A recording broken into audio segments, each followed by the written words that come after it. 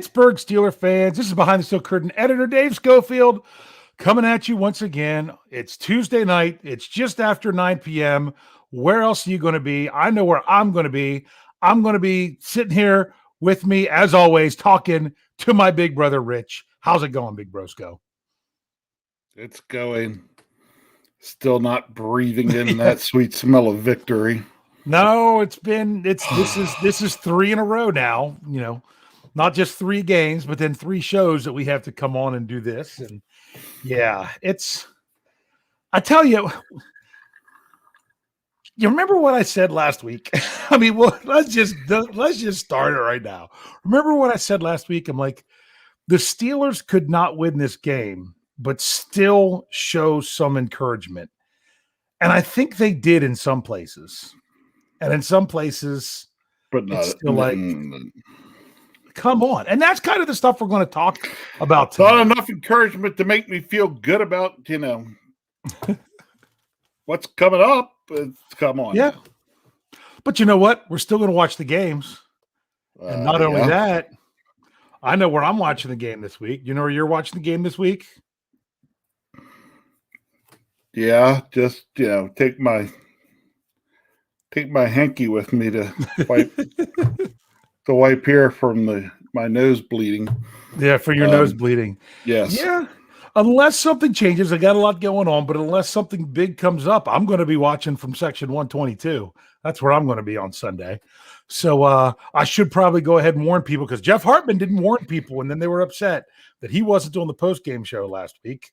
I'm not going to be on the post-game show this coming week because I will be in section 122. And, ready to get back to the stadium. Haven't been there since I was able to, spoon Brian Anthony Davis. So ready to get back and take in Heinz Field, because I need that reminder. But anyway, back to this. What I was saying last week was you can still take some stuff from this game, from the game. The Steelers could still improve, but because of the matchup they had, they could improve but not win. I'm going to go out on a limb. I'm going to ask you a question. Buck Dancer says he's going to come to section 122. Come looking for me. I should probably go ahead and give people this disclaimer. If you're watching on YouTube or Facebook and you see the Kylo Ren mask behind me that I wear to games, I'm not going to have the mask this week.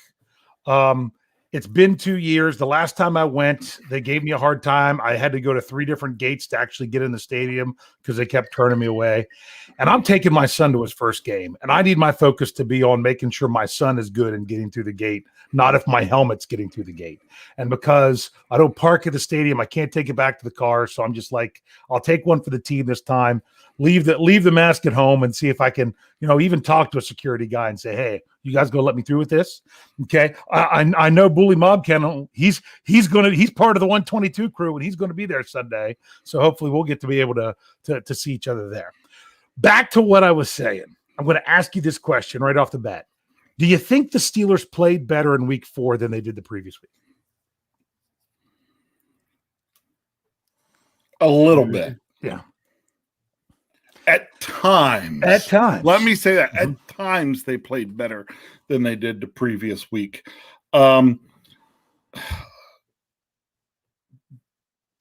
Consistency. I mean, they scored an opening drive.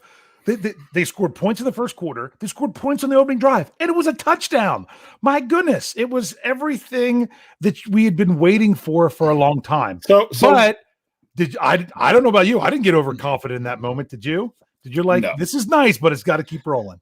So, yeah. When was the last time they'd scored on their opening drive?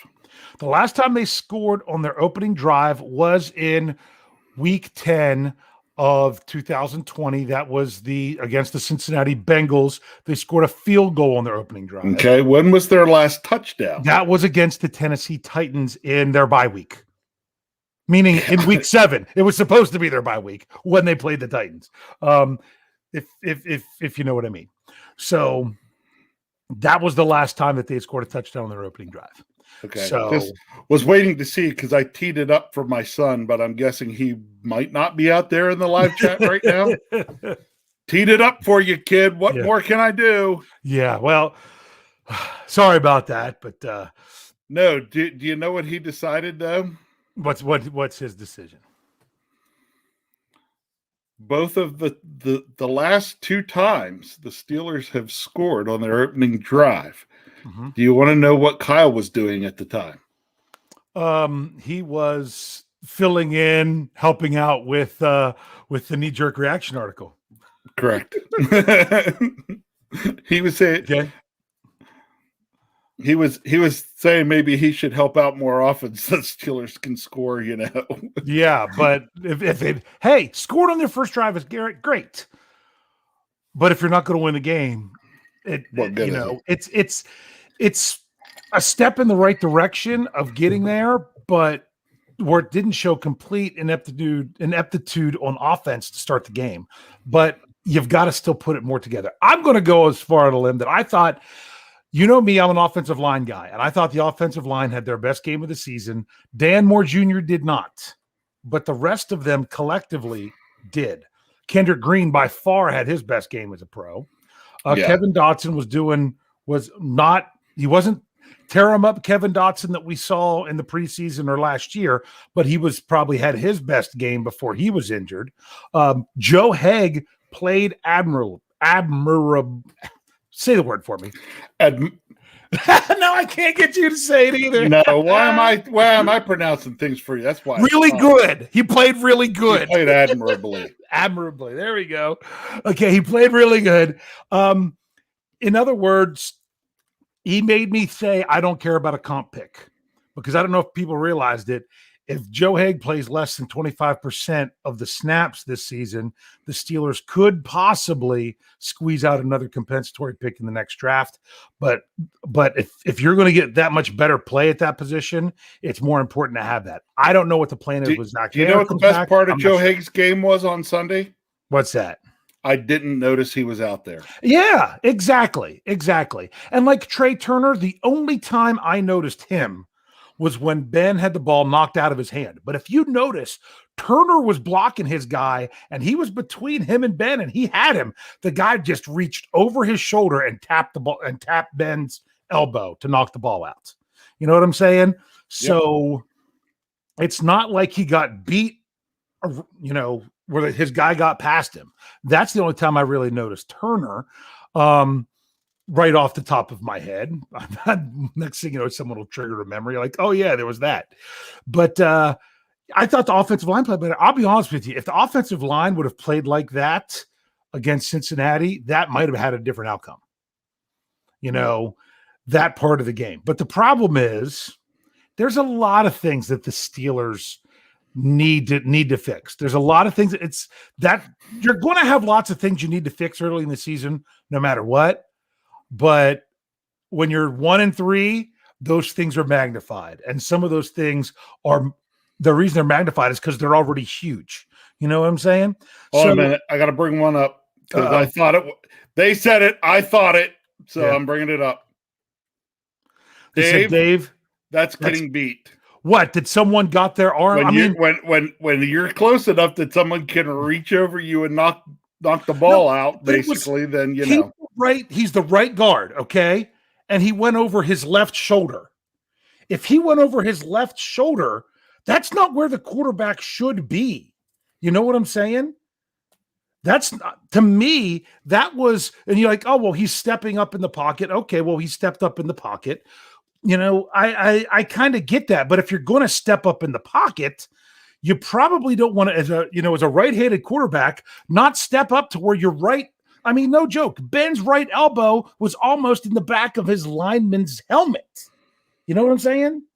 Where if you're stepping up into the pocket, and I'd have to go back and triple check it. I don't feel like he had nowhere else to step.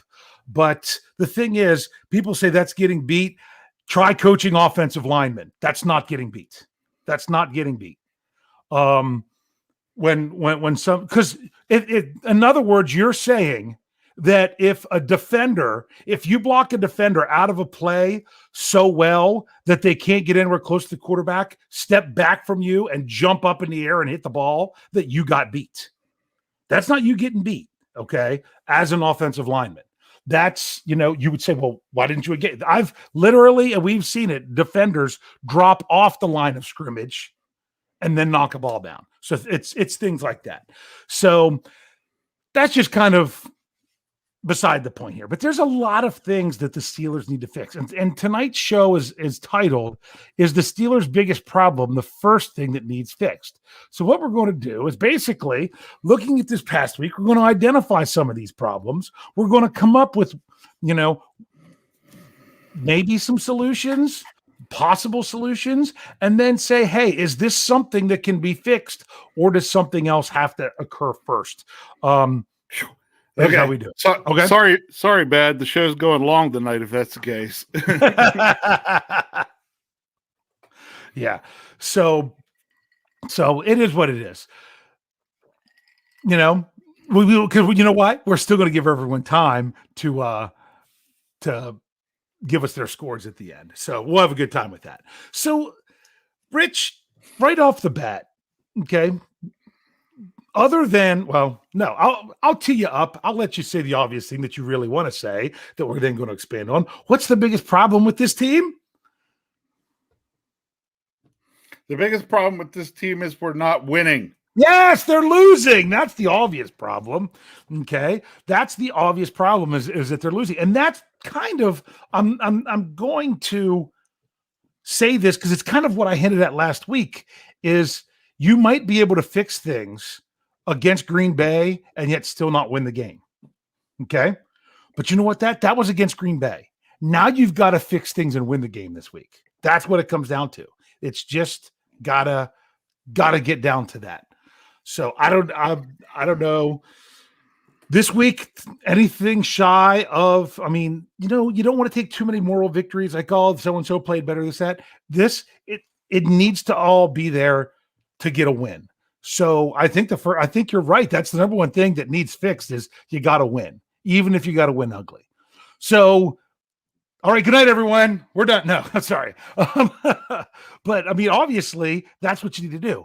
But what other things do the Steelers need to improve on and try to fix in order to give themselves a better chance of winning?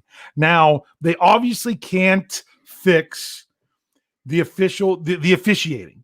You can fix it to a point where you don't commit any fouls. But even when you don't commit a foul, sometimes they'll throw a flag anyway. So let's go ahead and get your thoughts on that one there, Rich. What were your thoughts on the blocked field goal that wasn't from Sunday? I thought that Pittsburgh Dad today said it best. Mm-hmm. When he said, Aaron Rodgers better give us that Jake from State Farm's number because we got robbed. Yeah. I had an article out there about it today. I said, it's one thing to blow a call as an official because you didn't see something.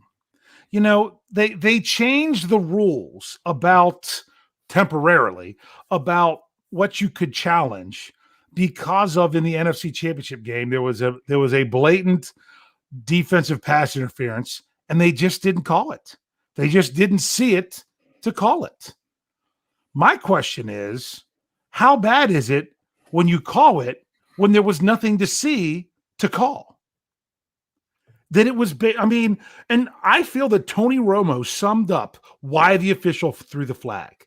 He threw the flag saying, oh, wow, they really got off the ball. There's no way they got there that fast. They must have been offsides. Flag. Did you actually see them go offsides, or did you just assume they couldn't get there? That drives me nuts. I've got my own theory on the call, though, and it's not that. Okay? Mm-hmm. The entire right side of the Packers line reacted so slow at the snap of the football that the referee made the call based on the line on that side, not the center. Yeah. Yeah. If you don't see the ball being snapped, how can you say that someone left before the snap? Yep. You can't. You got to see the ball. That was brutal. That was rough. And not only that, part of the reason, if you go back and look at it, the guy, the outside blocker, you had you had Joe Hayden going outside and Minka Fitzpatrick going inside, and he was so confused of which one to try to pick up. He didn't do anything to either of them.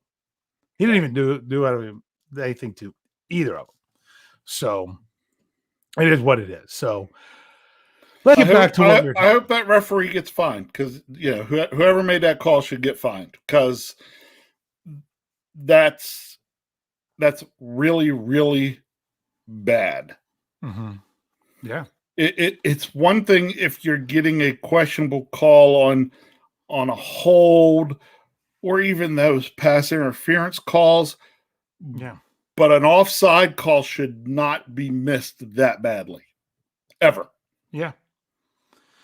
Yeah. And I mean, it was a 10-point swing. And I talked about it in the article today. I said, yes, you could easily look at the score and say that the Steelers lost by 10 points and how that would have been different. My point was, Steelers fans and the Steelers themselves, but even, Steelers fans who've been waiting, watching this team, investing in this team, you got robbed of a second half that you would have, that you really wanted to see. And that is how that would have played out. When's the last time the Steelers had a lead at halftime? When's the last time the Steelers had a lead at halftime? I'll tell you this, they lost the game. That was against the Washington football team. It was the game that broke the streak. They even had a lead at halftime. But ever since that game, the Steelers have not had a halftime lead since that game. They were going to, and it would have changed everything for both sides. Both sides. That everything would have played out differently. It just would have completely played out differently. So I would have loved to have seen that game. I would have loved to have seen how the Steelers responded to having a halftime lead, but we didn't get to, because it was taken away on a call that just shouldn't have been made. It really shouldn't have been made. I'm not going to say, and for all I know, the Steelers would have lost the game even worse, but I still would have liked to have seen that game, if you know what I'm saying. Yes. Yeah. So that's just had one of those things you have to talk about that happened the week before. So if the Steelers need to win games, that's ultimately what they need to do. Where are you looking for them to win games? Meaning, this past week, the offense, parts of it looked better. The Steelers had their best, in my opinion, and we have a vertex coming out about this. The Steelers had their best game running the ball of 2021 in week 4. They did. Najee Harris averaged over 4 yards a carry. He only had one rush where he didn't gain yardage. Rush. Got to make sure I say rush. We're not talking about little pass dump offs, because don't get me started there. Yeah, so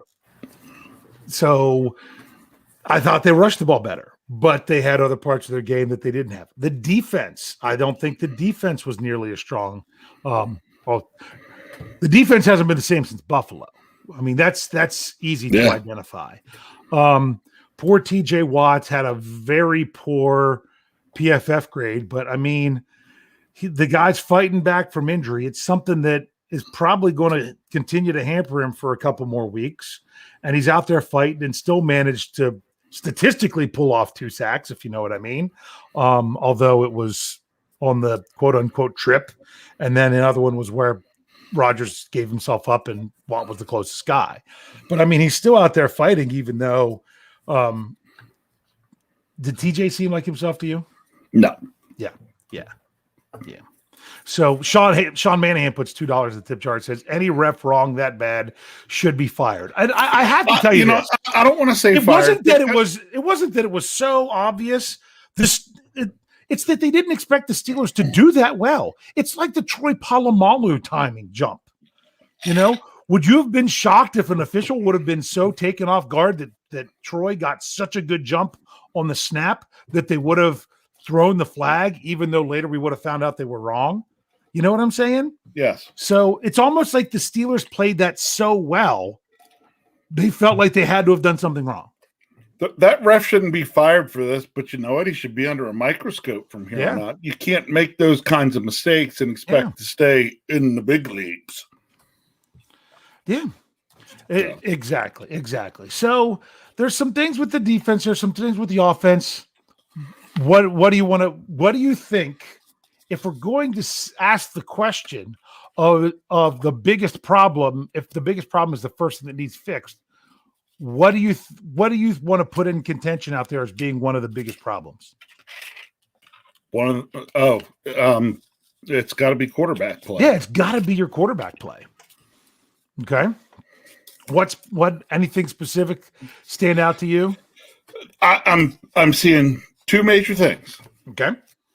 Accuracy and decision making. Yeah, pretty much. You nailed it out of the park, but I think most people realize that. It's the accuracy is, how do I say, inconsistent. Like, what a nice throw on the 45-yard touchdown pass. But I still say maybe it's a little bit easier confidence-wise to throw that ball knowing it's a free play. You know what I'm saying? Yes. So the question is, if Ben can throw the ball like that because it's a free play, what's going on in his mind that he's not doing it when it's not a free play? Right. Why'd we miss Juju? Yeah. When some places saying, he could have caught, if he would have had to make an amazing catch. And the thing is, if you look at it, you're like, oh, well, maybe he could have caught that first one. That's what some good wide receivers do. But you know what? Good quarterbacks don't make you have to make a play like that when there's no reason to throw that ball there. You make that play when the quarterback has no other choice but to put the ball there because you're not open otherwise. Does that make sense? Yes. I mean, he could have just hit him with the pass, and it didn't happen. So, yeah. Now about the decision-making. Let's go to the 4th and 4. I'm pretty sure it was 4th and 4, 4th and 5. I can't remember which one. 4.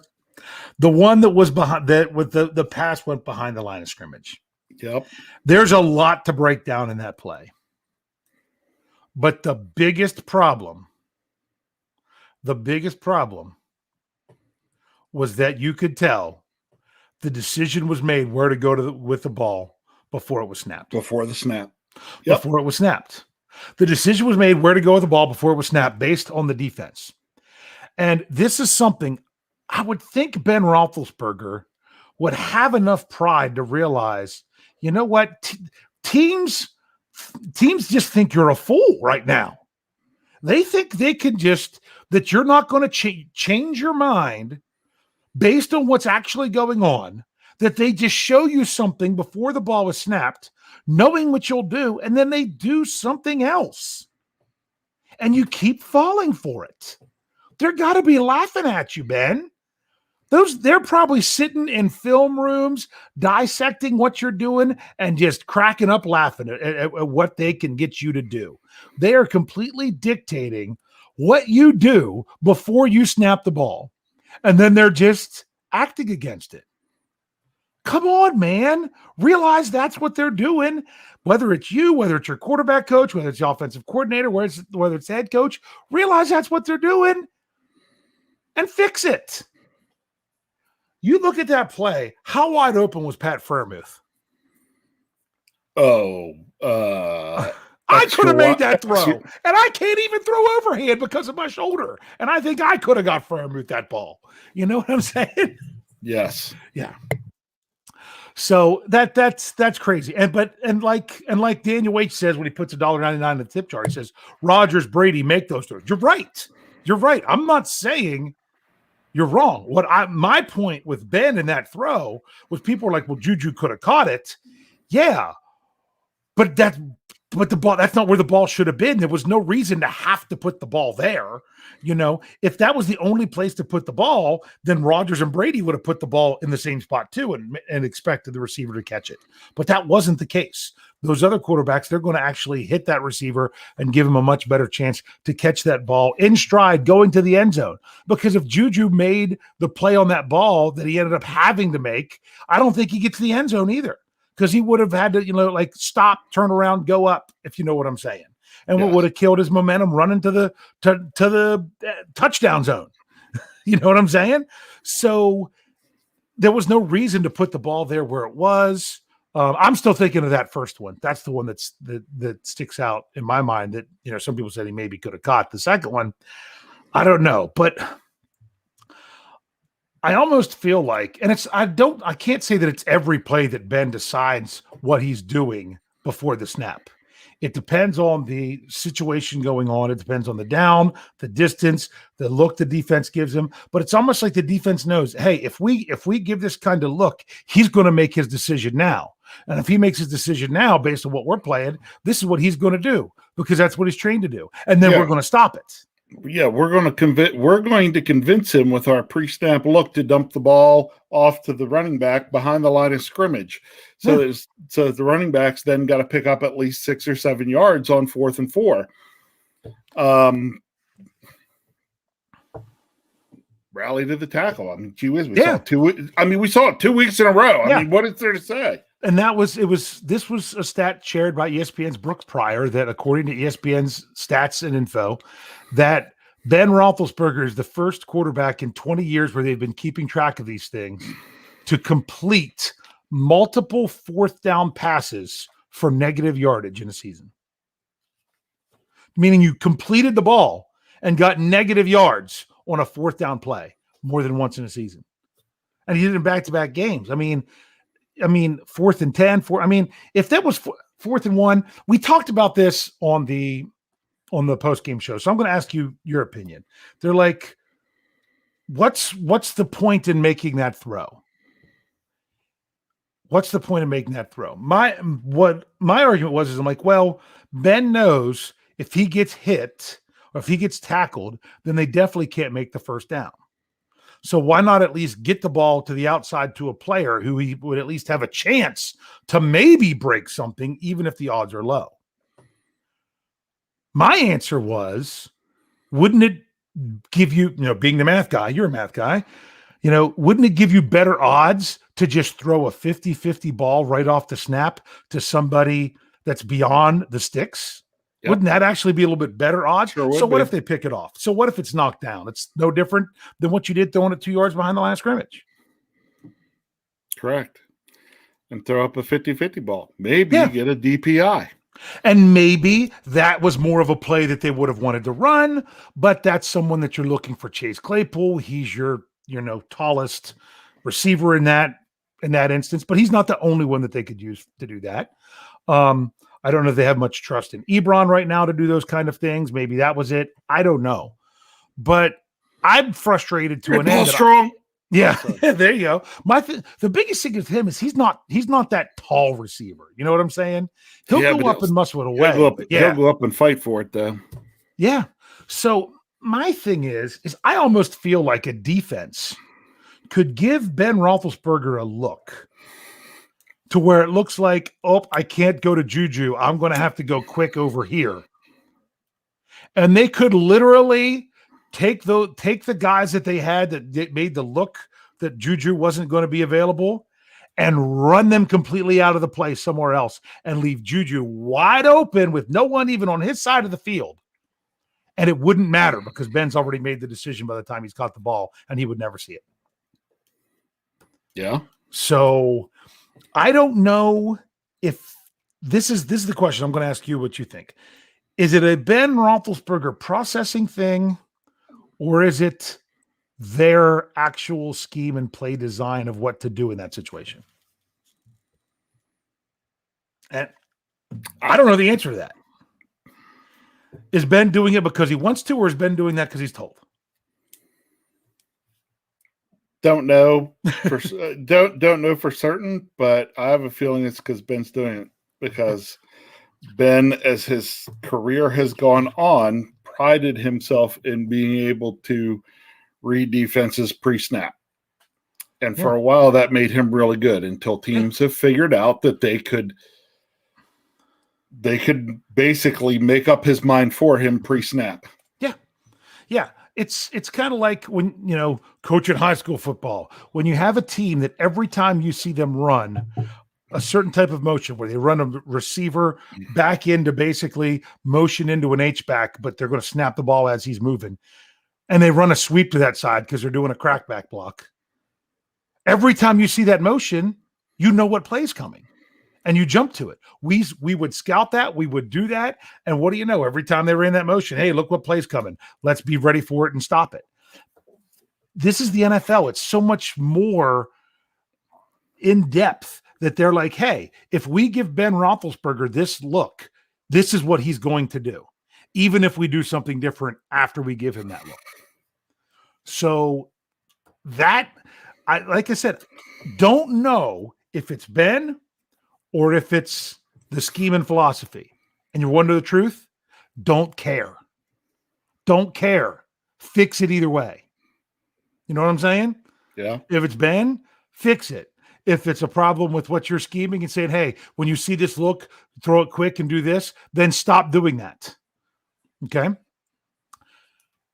We're going to go ahead and take our break because we got a couple other things that we'll talk about that needs fixed. We'll talk about, what we were getting into how things need to get fixed. And then we'll talk about the order, of how things could be fixed when we come back in the second half. And I also have another important question for you right whenever we start. So make sure you're here for that, Rich. If you're here on the audio side, go ahead and click on over to part 2. If you're here with us on YouTube or Facebook Live, we'll be back in just a couple seconds.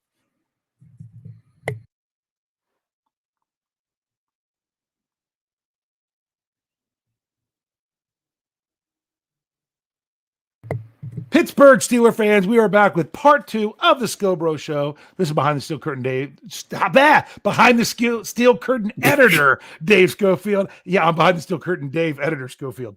With me as always, Big Brother Rich. Rich, how you doing?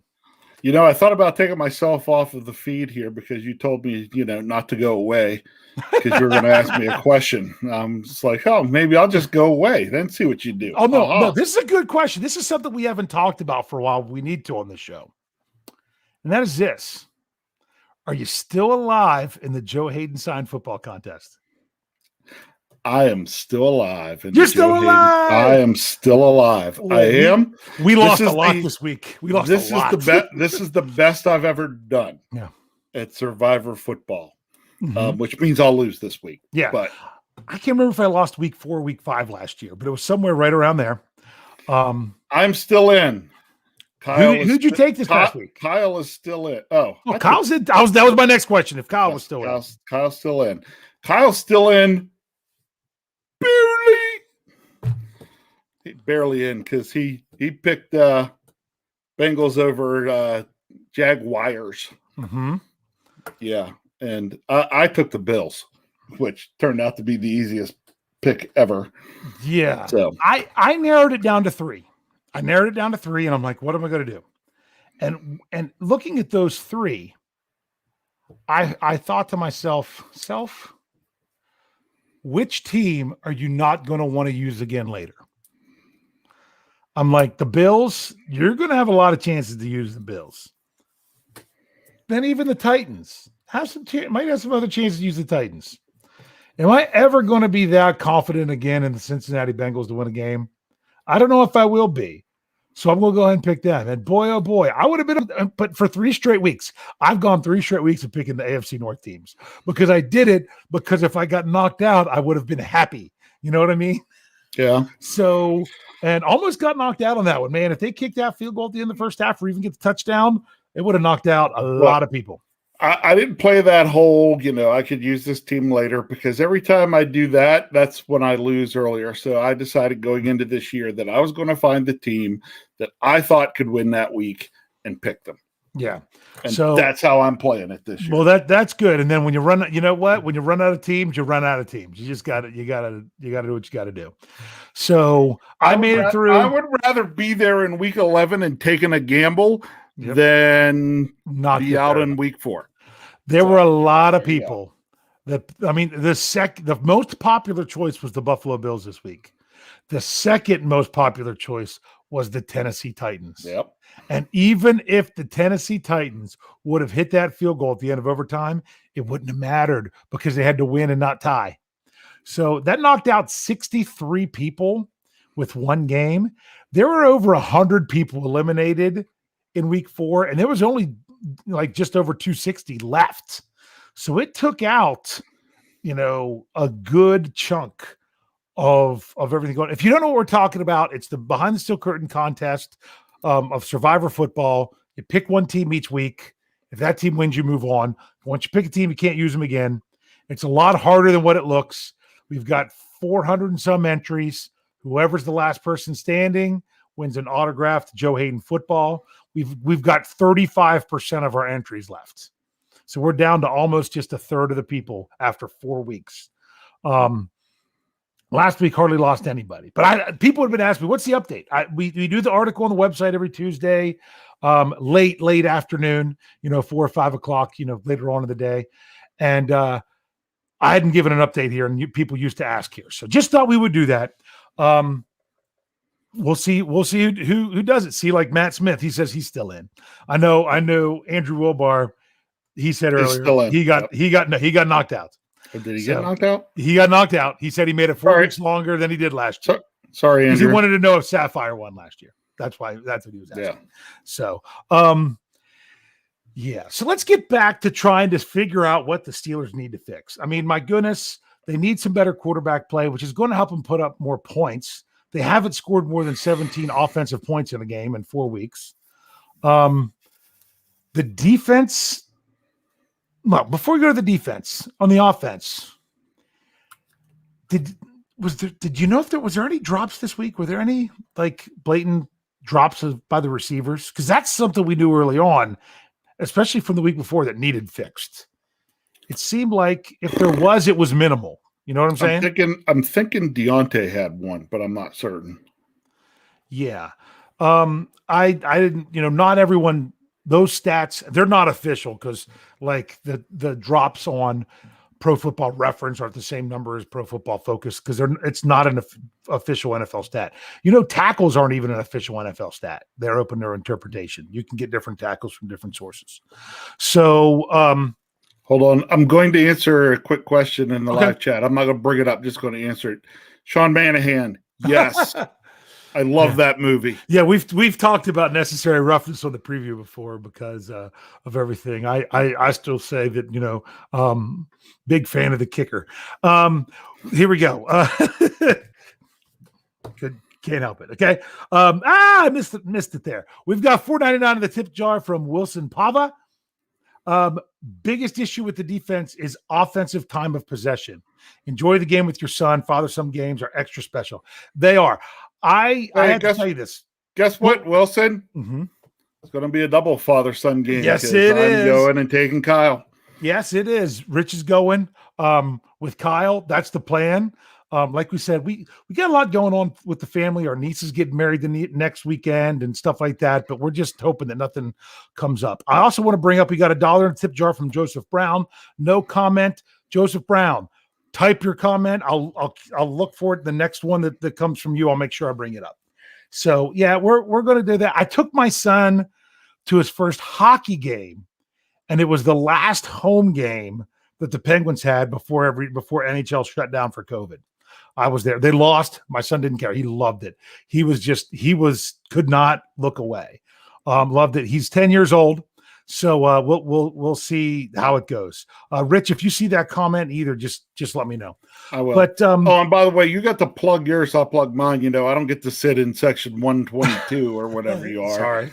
I'll be up in section 525. 525. But hey, Kyle and I will be there, probably donning our #PayKyle shirts. Yeah, and if people decide that they're not going to show up to the game like 10,000 people did last time, and any of those seats are close to us, you might be in section 122 as well. That's true.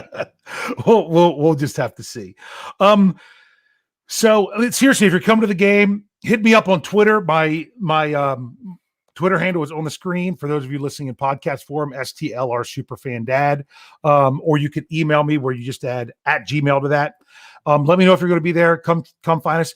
If we can set it up, we might try to do the YouTube live again. It's a little bit different than what it was the last time we did it. I might have to do it. We're going to try it. We'll see if it works. Okay. So that's what we're going to be doing for that. So excited to go to a game, even if the Steelers are 1-3. Rich, needs fixed. Offensive line still in that category. Offensive line still in that category. Yes, it is. Even if it's getting better, it's still got to be in that category. Yes. Okay. Matt Smith says he's only one section over from you. That's nice. Yep. That's nice. So, got to be fixed. Got to be fixed. And it's like I said, I think the answer to this is time. So therefore, with every passing game, I'm expecting it to get better.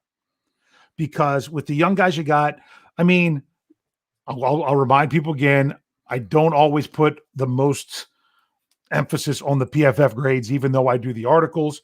Take them for what they're worth. I like to draw my own conclusion, then see what PFF says to say, hey, they're seeing something different than what I saw. And then when I rewatch the game, I can say, yeah, they're crazy, or, oh, wow, I missed that. It kind of gives me something else to compare to what my own eyes saw. So if it passes the eye test.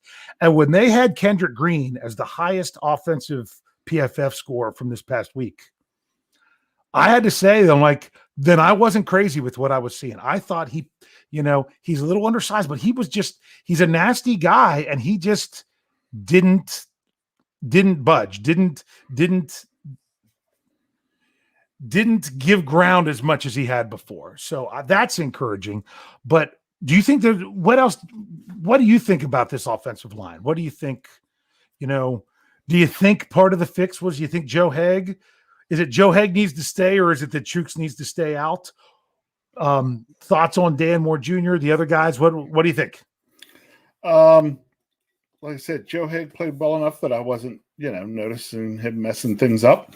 I don't know if he's the answer. I think it's more right now that I don't want to see Chooks, because Chooks is just a turnstile right now. Dan Moore did not have his greatest of games. But with both he and Kendrick Green, they're rookies. I expect them to have some rough games here and there. The question is do they string rough games together? If they start doing that, then you really got to worry. Yeah. And the thing is, remember this. Kendrick Green, he was drafted and he was given the opportunity to start in the Hall of Fame game because the Steelers needed to see if he could be the guy that they wanted him to be to start. He was drafted, even though it was in the third round, and they don't start third rounders. Their first year, or especially right off the bat, he was always that possibility. Dan Moore, we talked about him. Yeah, he was to be a project. He was supposed to be, hopefully he doesn't even have to take a snap. And next thing you know, he's the starting left tackle week 1. A lot of that had to do with the Zach Banner situation. A lot of that had to do because he did play well in the preseason. Yep. I don't know where the Steelers place him when you talk about people coming back. Do they still have Chooks Okorafor higher on the list than Dan Moore? Do they still have Zach Banner higher than Chooks Okorafor? Because people were asking, is Banner coming back? Coach Tomlin said today, they'll continue to see it. If he's ready, then he's ready. I think there's a decent chance he could be back this week. So, Chooks is still in the concussion protocol, but he should be looking to get back this week as well. I don't know where because I'm so stuck on last year, but I got to remember it was a different offensive line coach where it didn't matter how good Kevin Dotson played last year. If the other two guys they wanted at guard were available and ready, they were playing, regardless of how good Kevin Dotson played. Is that a similar situation with Dan Moore? And if it is, I would say if they want to put Chooks back at the left side and Banner comes back, or keep Haeg there and Chooks comes back and bump him in there, and Dan Moore gets a couple games where he's not in the lineup, I don't know that that's the most terrible thing in the world. But I would also like to see him get another chance this year, if you know what I'm saying. Yeah. That it almost might need a little bit of a reset and everything, and then a new opportunity, if that makes sense. If that doesn't happen, that's not the end of the world, but he's, a young guy that can get better. So I don't know if it's shifting of personnel. I don't know if it's Zach Banner gets inserted. I don't know if Joe Haeg is now ahead of Chooks. I don't know who goes where, but bottom line is the biggest thing that I think that they need to do to fix this line is, one, they still need time together. And then I'm going to say something contradictory. 2, don't be afraid to do something else if you think it's going to give you a better chance for them to be better. You know what I'm saying? Yes. Is that kind of contradictory the way I said it? Yeah. Yeah. And the thing you got to remember with Moore, who was it? Sean Manahan said it here. He says Moore still has more upside than Big Al did last year. The biggest thing is he's a young guy, and you're looking at hopefully that he's only going to improve. So I still think the Steelers should be looking for more out of Kevin Dotson. Don't even know if he's going to play this week because he has a hip flexor. We'll see what the injury report goes there. So sometimes you have to switch up your line due to injury, and sometimes you have to switch it up due to necessity. But I think there's a chance that they can start to figure these things out. Okay. There's Joseph Brown. Did he never even type in something else without the $2? Here it is. He put in another $2. He says, we need to focus on Loudermilk's I think he meant playing time. Let's go to defense. Okay. What needs fixed with the defense? Right now, your defensive line could use a little help due to injuries. Yeah. And I mean, Chris Wormley, people don't want to hear it. They're like, oh, they need to get rid of Wormley. He had the best game on the defense. He really did. Yeah, I thought he played pretty well the other day. He did. And Cam Hayward's still going to be Cam Hayward. It's just, my goodness, how many times is he going to have to take on a double team? You know, yeah. I mean, it's to a point right now where you could even see in that game that it seemed like the Packers were more concerned about Cam Hayward than they were TJ Watts. Now, granted, TJ Watts coming back from injury, but that's the type of player Cam Hayward's become. The thing is, he's not going to be out there for every snap. They really do need. I mean, when you had Tuitt and Nalawalo, you could maybe get by with one of those guys not being there, but right now, I'm missing both of them. It does kind of hurt. Okay. Yeah. Someone brought it up, but I think I don't think they're correct. The inside linebackers need to continue to grow and work together. I mean, I think Devin Bush is still dealing with confidence coming off of his injury from last year. Joe Schobert had his best game for the Steelers this past Sunday, and even though there's a couple of times he didn't make, a play or two there that you might not make, there was a lot of times he was making some very nice plays. So he was up there with that. But I think they need to continue to grow. Anything else with the defense before we talk one other thing and get scores? We really got to get pressure on the quarterback because that really helps. I don't want to say cover up deficiencies in our secondary, but it really takes pressure off our secondary. Well, exactly. I mean, prime example is if you watched any of the game last night, Monday Night Football, the Raiders and the Chargers. When the Chargers started to put pressure on Derek Carr, he kind of crumbled. And the players talked about it in the post-game interview for the Chargers too. We knew if we could put pressure on him, he would just kind of curl up like he did. That's the kind of stuff they were saying. And that's what he was doing in the first half against the Steelers. And then TJ Watt went out and he felt like he had more time and he started to get confidence because he wasn't getting pressured as much. So that's a prime example, not just because of that team, just in general. You get more pressure, it's going to make everything better. I think you're right there. And they're still, believe it or not, some of the sub-package guys aren't doing too terrible for the Steelers. Like, I was really noticing Arthur Millette a lot on the field on Sunday. Yeah. That he seemed like he was really in there. So there's some things, but ultimately, we got to come back to the final question after we talked about everything. Is the Steelers' biggest problem the first thing that needs fixed? I'm going to say it, my statement, and then you can agree with it or not, or say whatever statement you want. I think the Steelers' biggest problem is their quarterback play. I don't think it's the first thing that needs fixed. Because if you're one of those people that are talking about, the best way to fix the quarterback play might be to play a different quarterback, you've got to get this line playing better first. That's why some people were, emailing me and asking me stuff on Twitter saying, how soon would you pull? I'm like, I'm not even considering anything at the quarterback position other than injury before the bye week, because I just think the line needs to be better. Because people are like, oh, Ben was such a bad choice coming into this season. Oh, look how old he is. I mean, Coach Tomlin says he feels with Ben, everything is fixable except for his mobility. He's like, you can't fix that. The dude's old, is basically what he said. But would you really want to take another quarterback that might not have the quote unquote confidence that Big Ben has over his career and put behind that line? Because right now it seems like the biggest thing lacking for Big Ben, I think, is confidence in his reads, confidence in the decision-making, confidence in making the throw. And if Big Ben is struggling with confidence, what do you think you're a younger quarterback, an outcast from Washington, or someone who started part of a season and then before getting knocked out and then having to come back and try to do what they can do? I think the line almost needs to be straightened up before you could do any major changes at something like the quarterback position. Do you think I'm crazy? Not totally. Okay.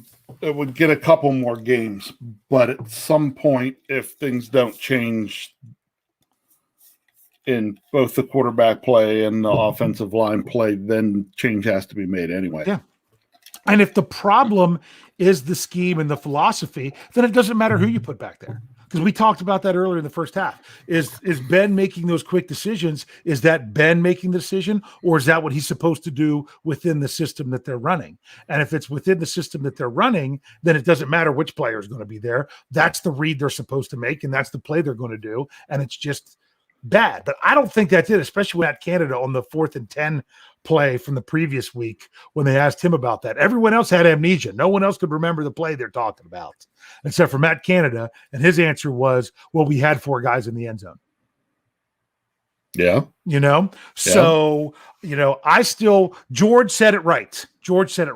He says Ben is still the best option. I agree with you. And if Ben is showing that he's not the best option, I still don't think you make a change. If the offensive line is improving, I think they need to get to a certain level before you could do anything else. Because right now, the way the line's playing, even though it's improving, you're not going to be able to rightfully evaluate any of the if you put in a different quarterback, how they are compared to each other, because the line would be the issue. Am I crazy? About this? Yeah. Or just in general? Just in general. No. Are you crazy in general? Yes. Yeah. Are you crazy about this? No, not again. Like I said, it to me, it's got a couple more games in it before it would be a totally let's do it.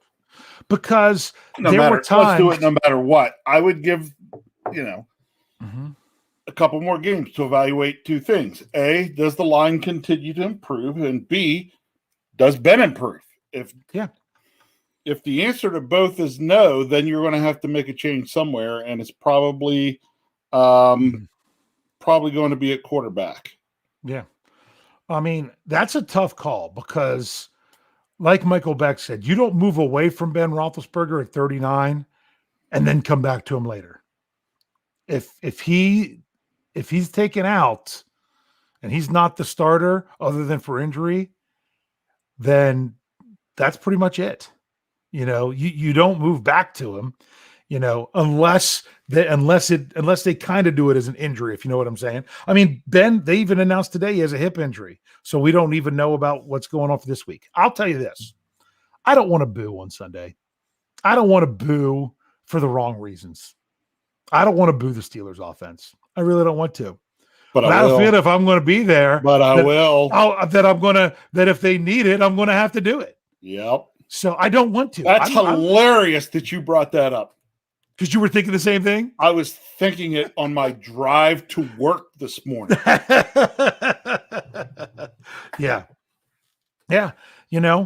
George, it's funny. I'm not totally watching the live chat. I'm getting ready to do some other things with it. But George just says, okay, put Rudolph or Haskins in. If they fail, then what? That's my point, is that if no quarterback is going to succeed until the line continues to improve, then why even risk hurting the confidence of one of the two guys who could be the guy next year. You might as well ride with a guy that's probably not going to be here next year. And if he gets killed, then he gets knocked out. I'm not trying to say that. I'm just, I shouldn't make light of that. I don't want a quarterback to get hurt back there, but the line does need to continue to improve. And I'm going to be really disappointed if they don't give at least an equal or better performance to what they did last week. Now, I think they might be going up. They're going up against Von Miller. You know what I'm saying? But there's still certain things that they can do. So anything else you want to say about this before we do our scores? Nope. Okay. So I'm still going to say the sky is not falling yet. If the 2013 Steelers would have started 1-3, they would have made the playoffs. But instead, they started 0-4 and they didn't. So, yeah. Someone said something in here, but must have been an earlier comment. And I've noticed this on comments and articles and on Twitter and stuff like that. Josh Dobbs is on IR. He was put on IR before he was on the active roster. He cannot return from IR. He can't play for the Steelers in 2021. End of story, in case anyone was ever wondering. So, but you do see him on the sidelines talking to Ben all the time. So, Rich, okay, let me remind everyone the rules. I will put it in the live chat when I want your all scores, and then you put your scores in there once I bring that up. And I won't do that until Rich gives his. I'll bring them up, try to keep them. If you don't say a team, I'm going to assume you mean Steelers. But this is an interesting one. I feel like last week I felt like if the Steelers didn't win but played better, it was all right. I feel like they've got to win this game or else it's full on, hey, what do we have to do just to try to salvage the team moving forward? That's just me. What do you think the score is going to be this week, Rich? Let's see. Going to the game, taking Kyle. Don't say that. The curse of Kyle continues. Final score: Denver 26, Pittsburgh 17. Denver 20. You're going with the curse of Kyle continuing. Yes. Sorry, son. Not your fault this time. This time. Yeah. Okay. Well, with that said, I'm going to bring it up, and it's taking a while to load. My goodness, what's going on here? There it is. It's finally up there. So there we are ready for. Whoa! What just happened? My live chat started going in the wrong direction. So George is the first one. He's got it ready. He's got Steelers 23, Broncos 16. That's an interesting score because you're still not asking the offense to do that much more than what they have been, if you know what I'm saying. And the defense has to come through. We still don't know the quarterback situation for Denver. Okay. Sean Manahan says 24-21 Steelers because we have to win that one. Okay. So Mr. Sandman said Steelers 16-13. It sounds like that could be the kind of game this is. Watch it both be in the 30s after I say that. Okay, Richard Adamson says 21-18 Steelers. Steel Dog 88, 17-16 Denver. Hopefully he's wrong. Wilson Pava says 23-21 Pittsburgh. So the Steelers are currently a 1-point favorite. If the quarterback situation changes for either team, look for that line to move in that direction. Okay, Matt Smith says 23-13 good guys. Okay. Steeler Chick 46 says 21-17 Steelers. Mule Skinner says Denver 16, Big Ben 13. That's funny. Andrew Cyback. I hope I got that right. 24-10 Broncos. Steelers, Pittsburgh, 21-9 Steelers. Rajon, 39. Steelers 17, Denver 10. VC says 12-9 Pittsburgh. Rich, how much is it going to stink if we go there and don't even see a touchdown scored? You know what? If they win, I don't care. If they win, I don't care. It could be 2-0. I'd be all right. I'd prefer the safety be in the end zone that we're sitting in. Gyro says 17-13 Steelers. George Rice says 27-13 Denver. Devin Logan goes Steelers 21, Denver 17. Bully Mob Kennel, he says Steelers 16-9. That's an interesting one. Okay. Faustino Flores says 20-13 Steelers. Manuel, we'll just leave it there. Lopez LaCroix.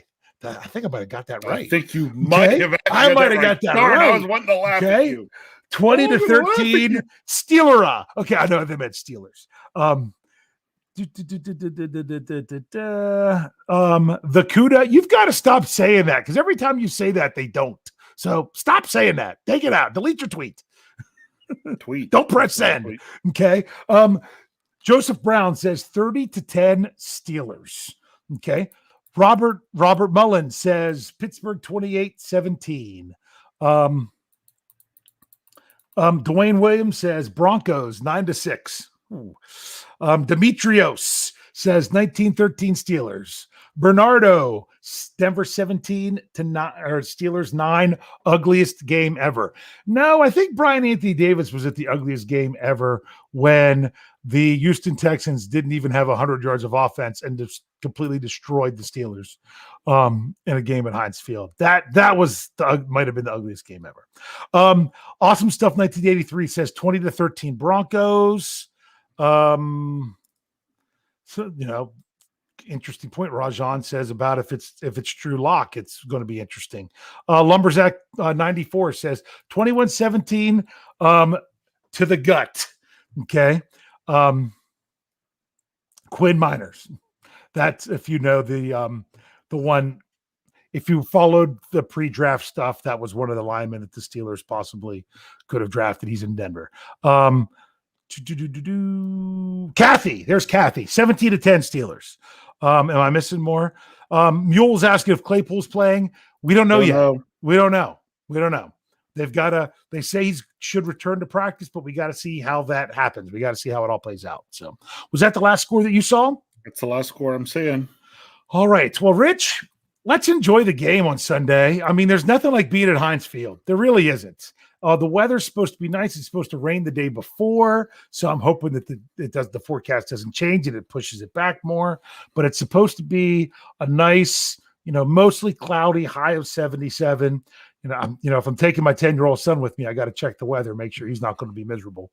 But I'm excited to get back to Heinz Field and see this team in person. But I know me being there means nothing to them. They're not going to go out and try to win one for me.